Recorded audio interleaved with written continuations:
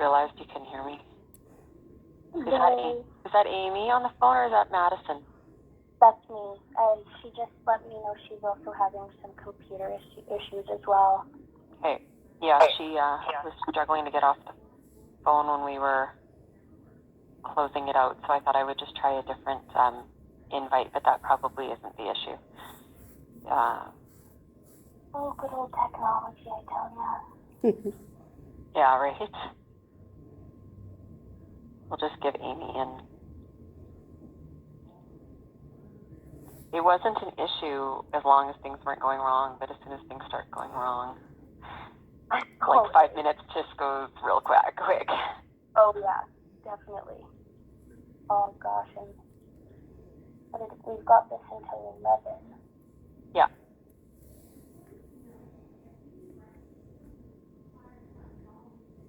Oh, Mondays.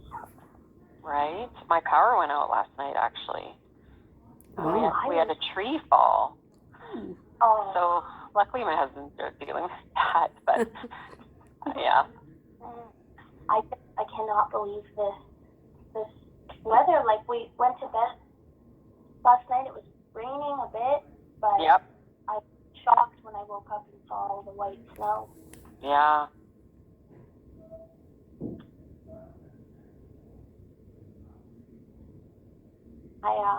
I've got an outdoor bridal shower on Saturday, so this hopefully will melt by then. I don't think you have it'll an outdoor stay. bridal. Yeah. Yeah.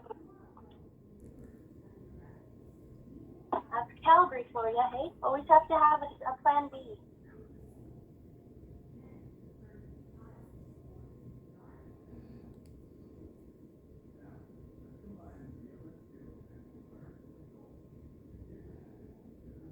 I'm just letting Lori know that I sent over. I don't know if she saw it, but I think Amy must still be having problems.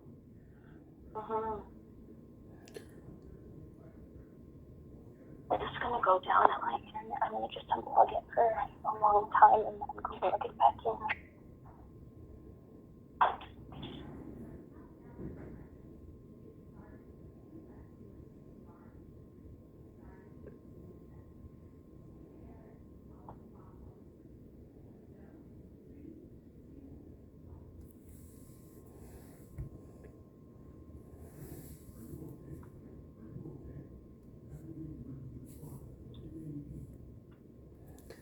I don't know if you can hear in the background, but there's CPR going on.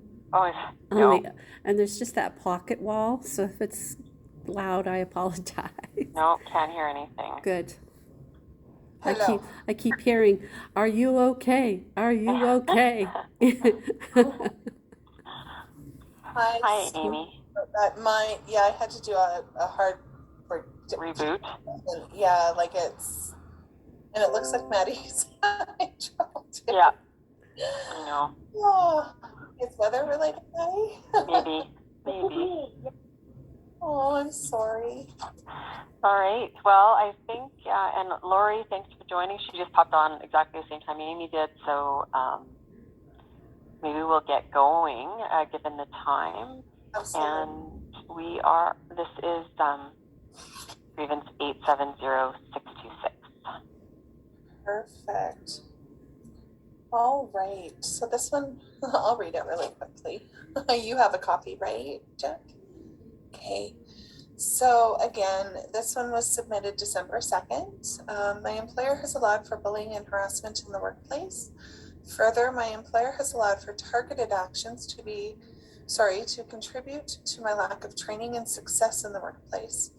My employer has allowed for and contributed to the alienation by my peers and the isolation and criticism of my work and self. I find these actions to be unfair, unjust, and reasonable, and have ultimately resulted in a financial penalty without just cause. Preamble and purpose 4, 6, and 9.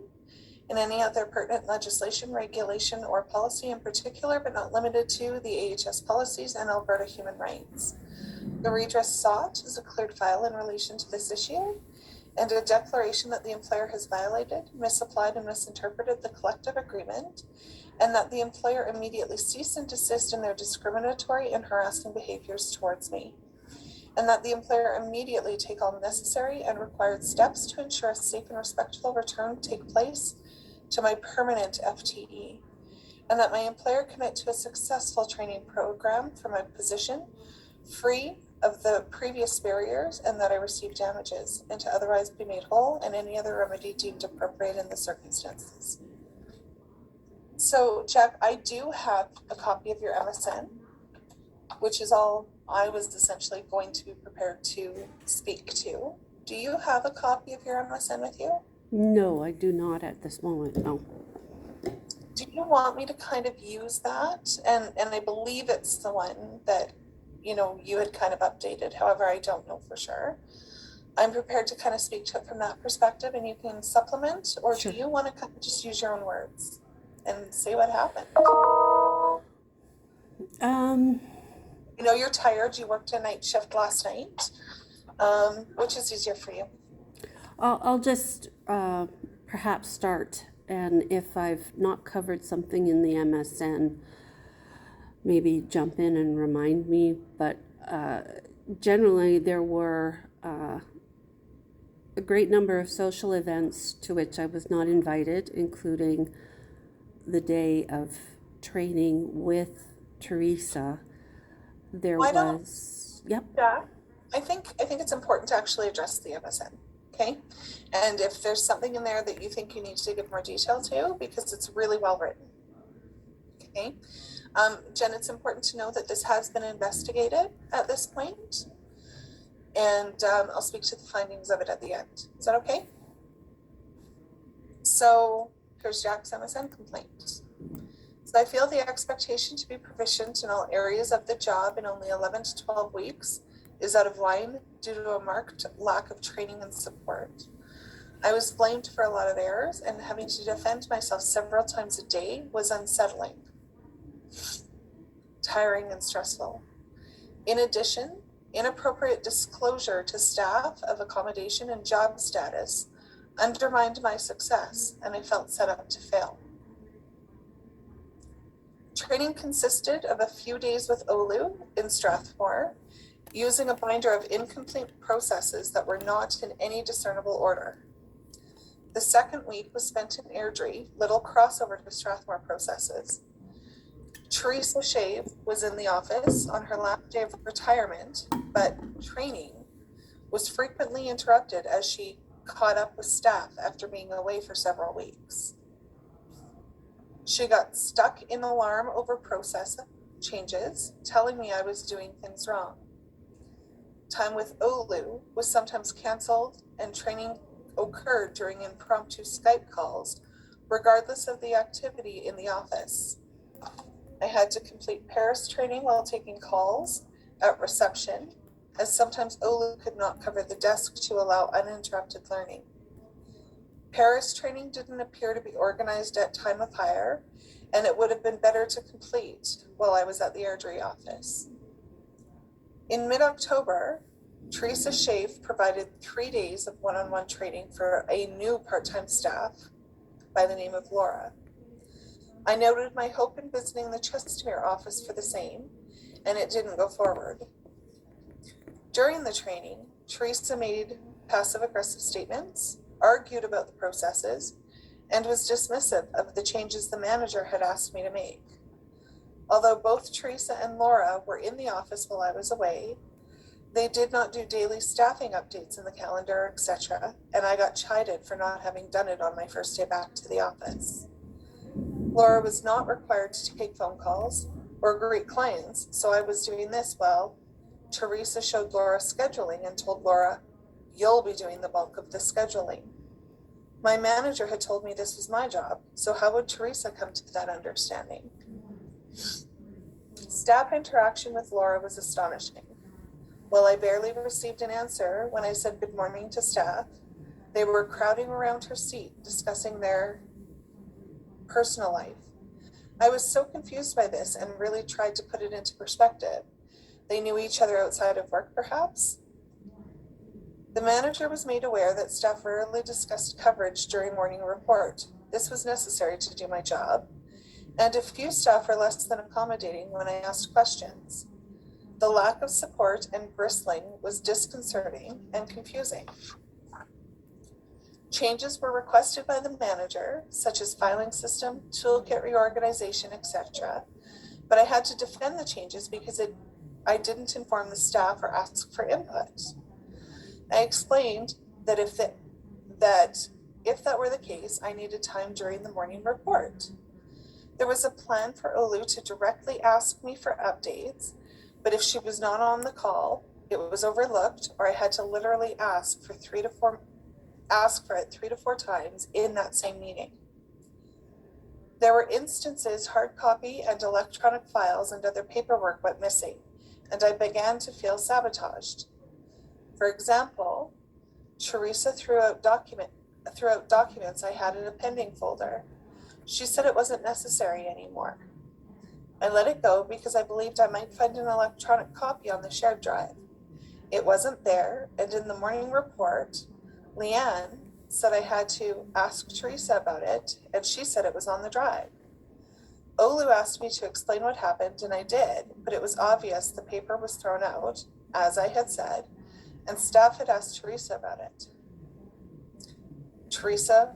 In another instance, Teresa was giving one-on-one training to Laura on my day off. Teresa removed payroll backup paperwork from my binder and threw it out. Another instance, on my first day back from Thanksgiving, it was obvious someone had gone through every folder on my desk as they all had been turned backwards. There was client chart info in the basket on my desk waiting to be sent to legal, but it was nowhere to be found. I went through every discharge file and didn't find it, but I found a stack of misfiled documents, including several from the days Teresa was training with Laura the day before. I explained to Olu the papers were gone. She suggested going through archive boxes.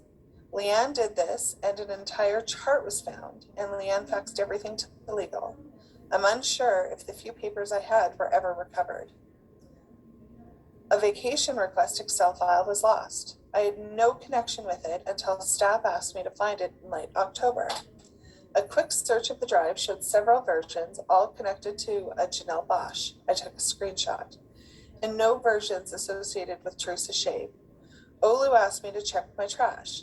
When it was not there, Olu recovered her version in her email. Some staff questioned why I was completing faxes. They said that Teresa had never done that for staff. So some staff were taking advantage of me not knowing this while I was trying so very hard to be helpful.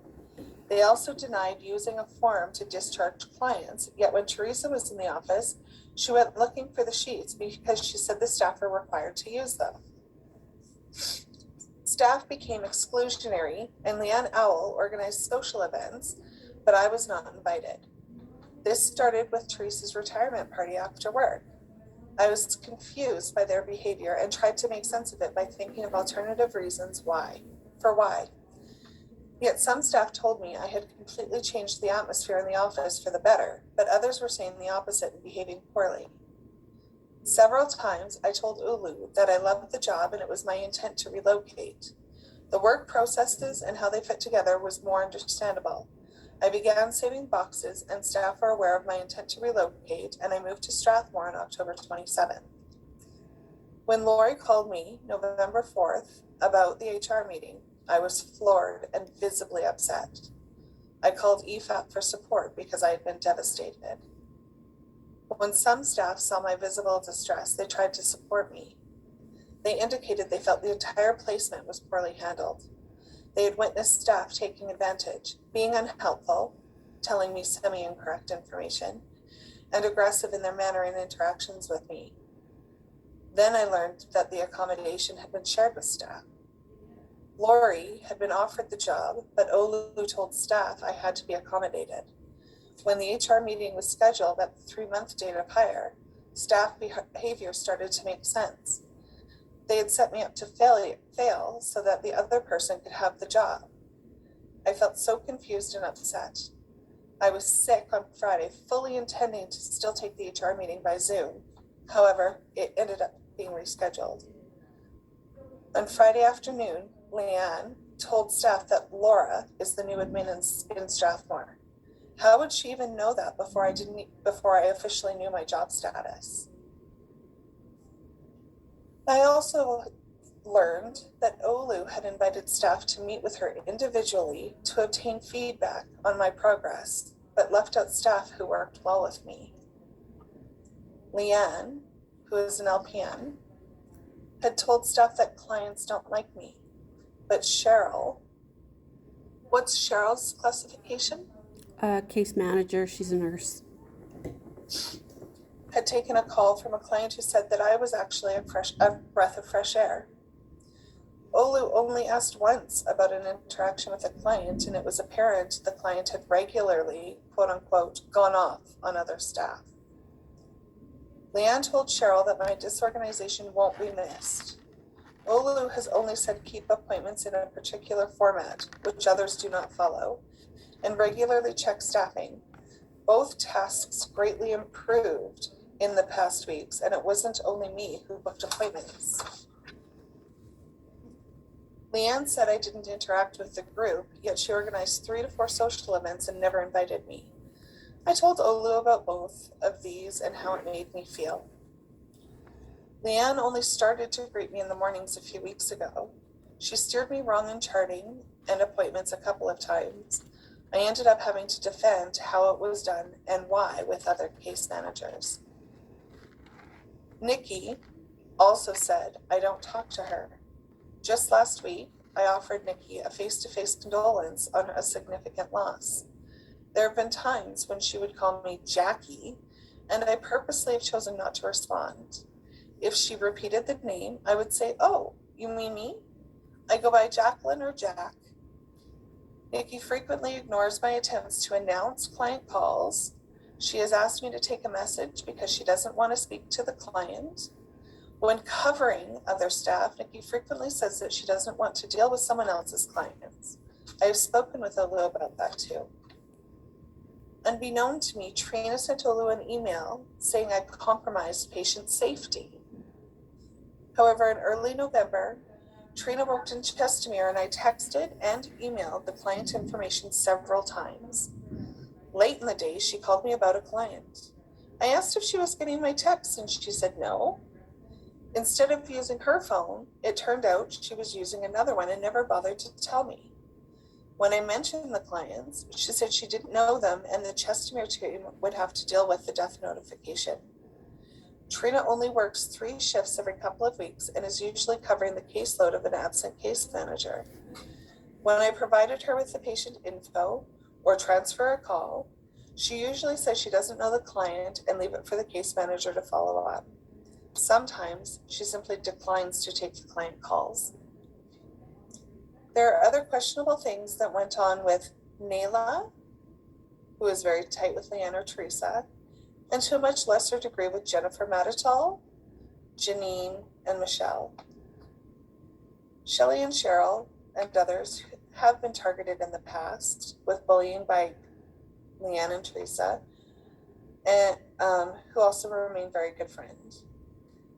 Tiffany requested to move to Chestermere because the Strathmore employees were toxic. It also happened to Eveline before that. These items need to be dealt with. Despite my medical issues, I was feeling I was meeting job demands better each and every day without asking and needing a quiet or separate space to do the work that required concentration. I am both confident and utterly disappointed in saying I was set up to fail.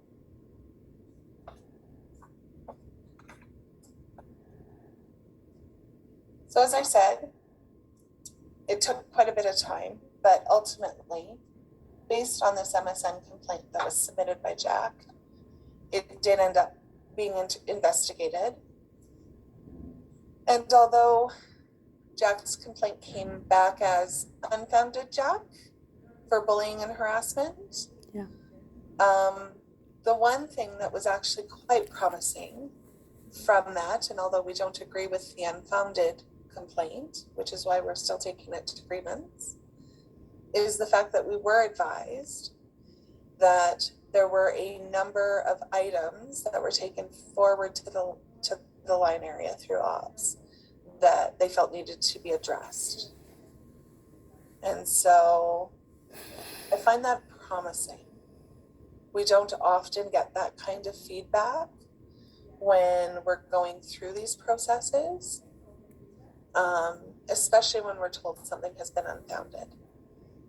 And especially when we're talking about training of a new employee, because often investigators will simply indicate that it's performance related and whatnot. And so to have the investigators say to us, you know, essentially they've identified concerns.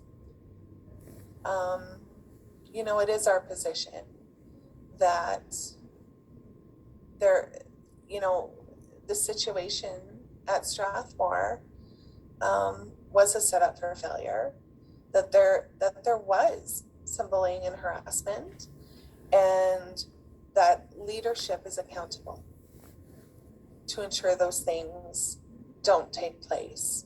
And to find out after Jack loses her position that individuals were called into meetings to essentially speak to Jack's performance is highly concerning, especially when it was only a select few, and that there are individuals who are willing to step up and be witness on Jack's behalf to the treatment she endured.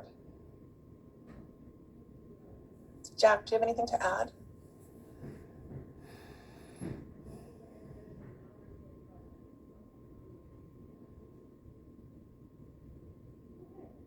No, I just wanted to clarify some of the statements, and I don't know if this is the appropriate time or not, with regard to like the second phone.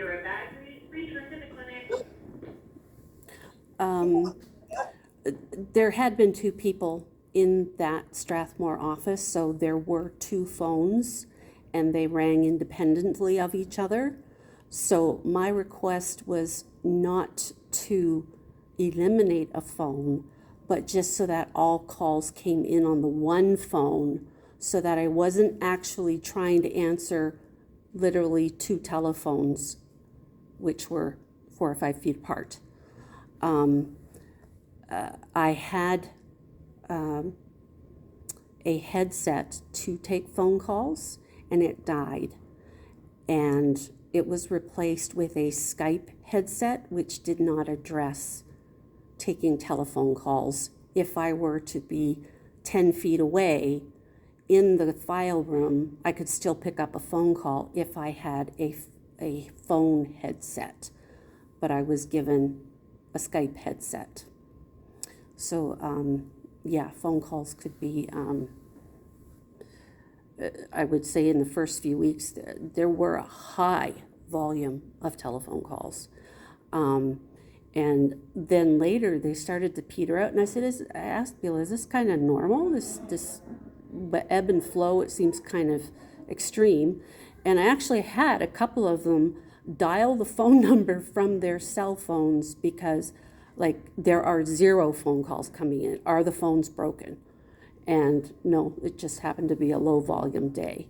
But as I said, things were starting to coalesce. I was starting to feel more confident in handling the phone calls. A lot of the things that have been brought up, like this palliative patient, it was a one-off situation. The person that walked out, I had been given direction by the case manager to not give that person information about her family member, because she was not listed in Paris as a person to whom information should be given. And I said, okay, well, she's asked for an update. And the case manager said, don't even bother to call her back.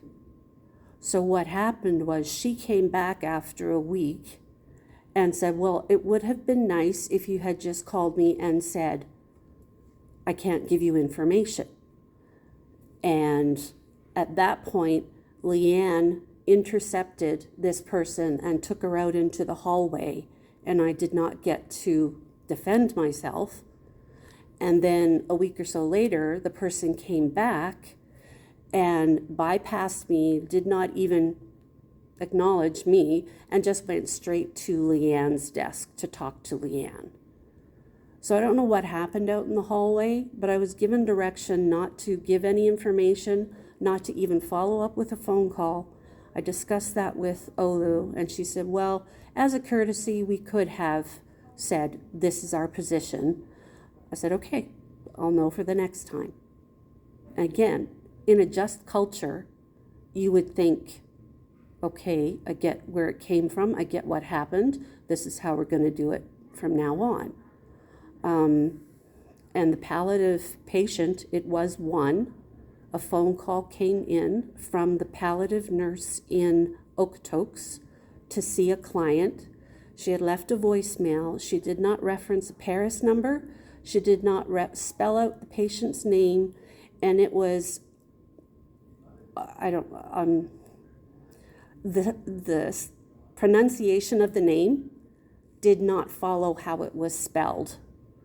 So when I was looking in Paris in between other phone calls to try and find who this person was based on the phone message sometime in the afternoon, came to find out the name was A-U-S-T and not O-S-T.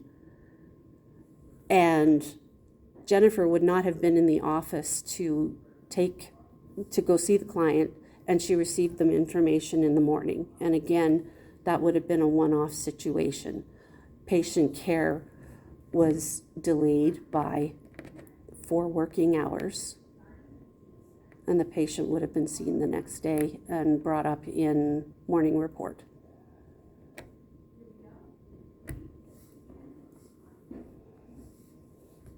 And to say that multiple reports of me being rude, multiple reports of me being condescending, I do not know where that came from.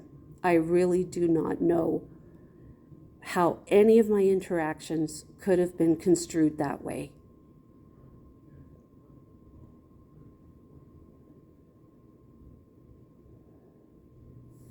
And again, you know, I think Jack's significant concern is the fact that she's never been given a real opportunity to speak to those concerns and had the employer, and it's appreciated that they took the opportunity to try to be supportive, but had she been aware, had she known, had she had the opportunity to speak to those concerns through proper processes, it is our position we wouldn't have ended in the situation that we are, being that she's no longer in the position. So, Jack, anything else, or can we let the employer go? I think that, yeah, I think I'm good. Thank you. Okay, thanks. So Madison and Lori, turn it over to you. Super. So can you guys hear me okay? Yep, we can hear you. Okay, so on August 3rd, 2021, Jack Tobin was accommodated out of Admin 5 position into permanent full-time Admin 4 with integrated home care at Strathmore. After multiple concerns related to Ms. Tobin's ability to safely perform the job duties within her medical restrictions and limitations, it was determined and shared with Ms. Tobin on November 15th, 2021, that Rural East Integrated Home Care would not be continuing with this as a suitable placement. On December 2nd, 2021, the employer received grievance file 870626, stating that the employer has allowed for targeted action to contribute to the lack of training and success in the workplace, and additionally that the employer contributed in the annihilation, isolation, and criticism of Ms. Tobin's work himself.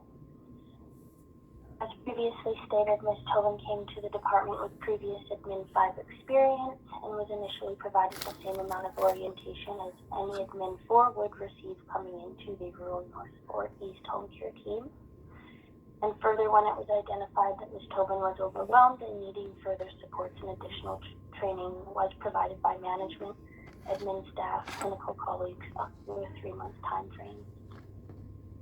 During this period of additional coaching and modifications to the roles, management remained hopeful performance and ongoing overwhelming concerns from Jack would improve. And during these multiple one-on-one discussions between Olu and Ms. Tobin, Concerns of expressing feeling bullied and harassed by her colleagues were not addressed, and these concerns were not brought forward to the employer until after it was determined the position not to be suitable.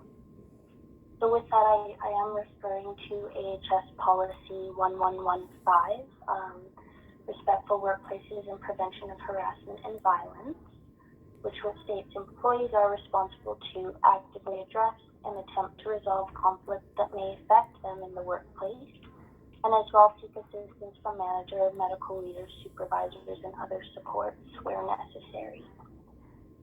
And further outlined in that policy, point 6.1, the employer did maintain its responsibility of looking into the concern after we did receive the detailed MSN from Ms. Tobin, and those involved with the concern were met with, and it was determined.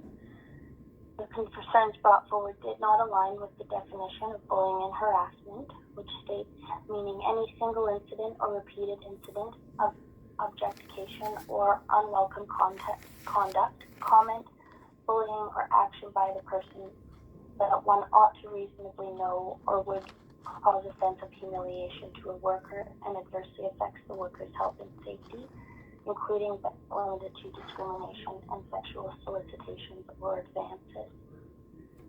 So with that, management and out of that MSN concern being looked into by alternate HR and operational supports, it was determined management did remind the whole team to be kind, inclusive, and welcoming to their new colleague. However, it's also determined it is not a manager's role to ensure that staff are involved in outside activities, again, occurring outside of work. Jacqueline was provided with a number of weeks of training in different offices, and along with in-person and Skype sessions with management. And when issues needed to be addressed, it may have come across as negative feedback, but as part of those supportive measures taken, the employer believes that is a requirement to remedy any situation or concern. So as it relates to the concerns of isolation, again, as mentioned, Ms. Tobin did not bring forward the concerns to management at the time, and further as it relates to the medical restrictions and limitations, specifically needing a quiet work environment with minimal distractions, the employer maintains the responsibility to ensure appropriate measures are taken in accommodating any restrictions and limitations, and it was in no way the employer's intent to isolate Ms. Tobin from her team or colleagues. In conclusion, the employer believes that they did act in good faith and welcomed Ms. Tobin to the team, along with providing additional support, specifically one-on-one discussions between her direct care manager, Olu, in which, again, concerns were not brought to Olu's attention as it relates to experiencing bullying and harassment, or as noted in the MSN, sabotage. So with that, the employer does recommend the grievance be denied as there is no violation of the collective agreement. And that is all. Any questions, Jennifer?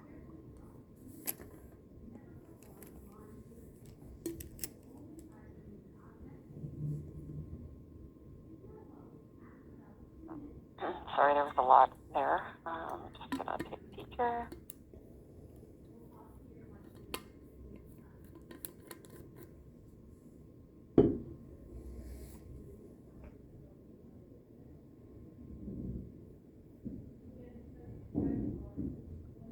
There was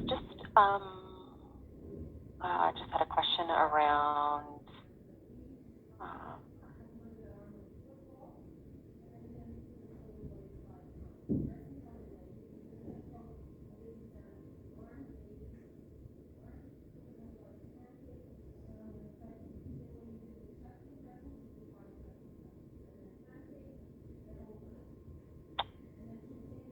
Jacqueline, you had said that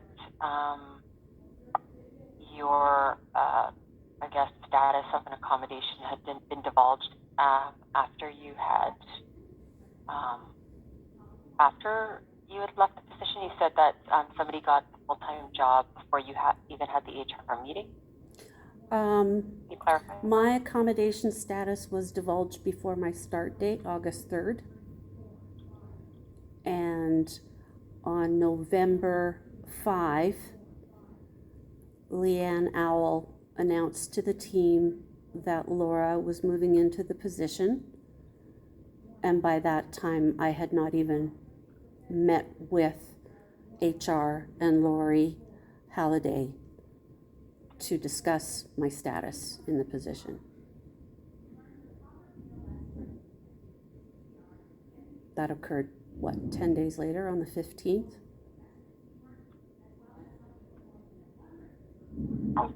In response to that, I am going to hand it over to Lori as the manager, reposted that position.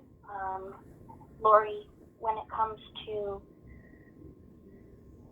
process being maintained, can I hand it over to you to speak to the fact that on November 5th, the posting hadn't even been created? Yeah. So a couple of things here.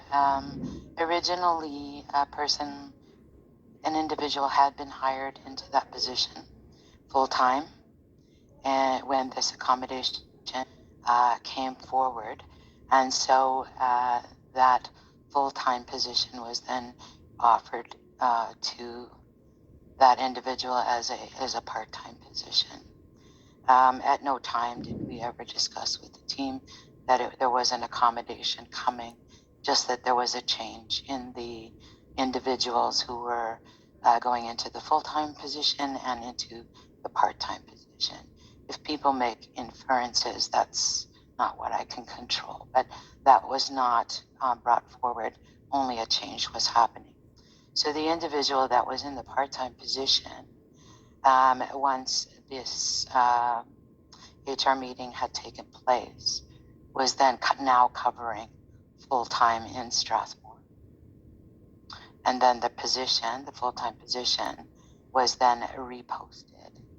And the interview process took place according to the contract guidelines. We interviewed 6 people. We reference checked 3 of them. And we made our decision based on the interviews, the reference checks, and the seniority. And yes, it did happen to be the same candidate that was in the 0.6 position, and she was the successful person because she came to us with home care experience. She scored the highest in the interview tool. She had the seniority amongst the other candidates, and she also had experience working with the Rural North and East home care team. So that's how that selection was made, but it was not made before the HR meeting took place with Jackie. It was posted significantly after. So, but I would agree that Laura did come to, or the 0.6 did come to Strathmore to cover while we were seeking out a suitable candidate. So she may have said that, this person is coming. Sorry, Amy, I interrupted you. No, I interrupted you and I apologize. I was just going to remind you that Jack goes by Jack or Jacqueline, not Jackie. Oh, I'm sorry, excuse me. Thank you. It's okay.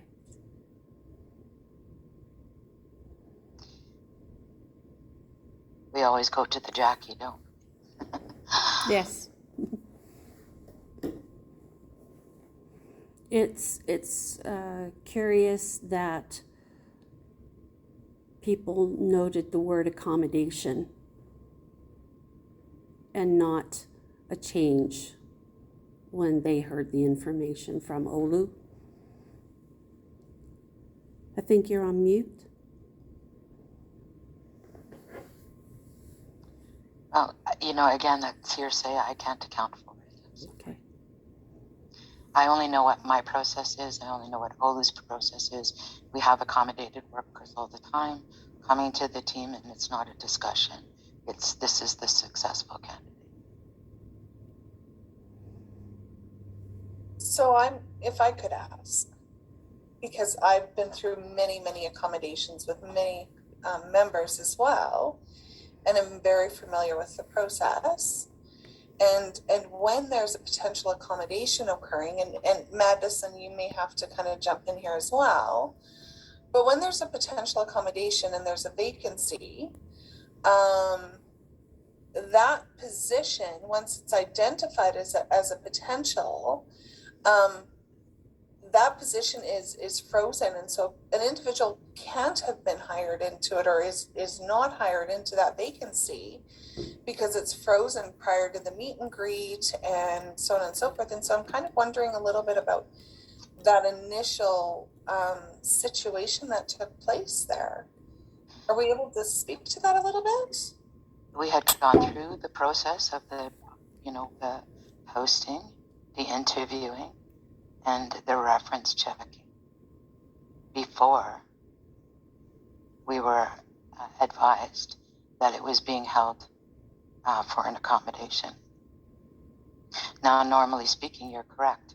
Once Human Resources sees that there is a particular posting that may fall within the accommodation process, they usually tell us that that they're wanting to put a hold on the process or on the position, but that still doesn't stop us from going forward with doing interviewing, etc. We just can't offer it. But with this position, it came in quite late in the process. Sorry, Madison, did I cut you off? Sorry. No, that's exactly what I was going to mention as well, that being off on providing an offer is in the system. So physically offering rather than verbal. And that was another discussion that was had at the time of discussing the placement, that a verbal offer had been provided, and we were informed that if it had not been physically made in the system, that we were still required to explore the possibility of this placement.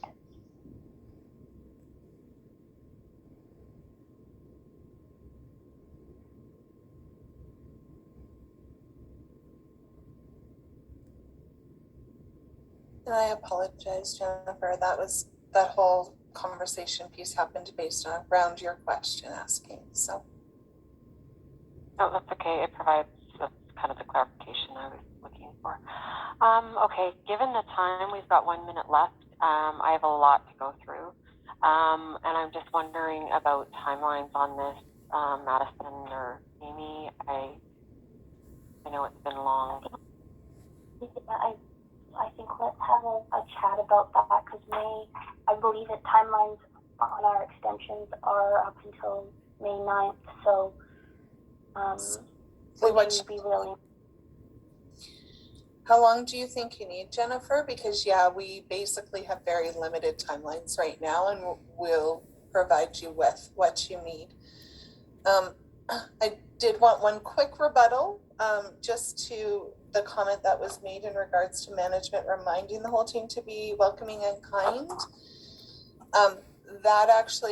That reminder didn't go out until November 9th, so after Jack had gone off on sick, and potentially had gone out as a reminder, and it's our position that reminder went out, based on the fact that there had been comments made in regards to the treatment of Jack and how she had presented on the Thursday.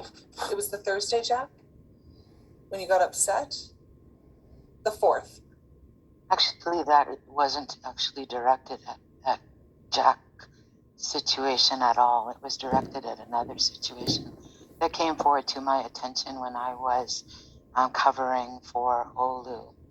And in response to that situation, I talked about kindness, collaboration, and teamwork, and I sent out also an email to that effect. But you're connecting dots that aren't there, because it wasn't about specifically Jackie.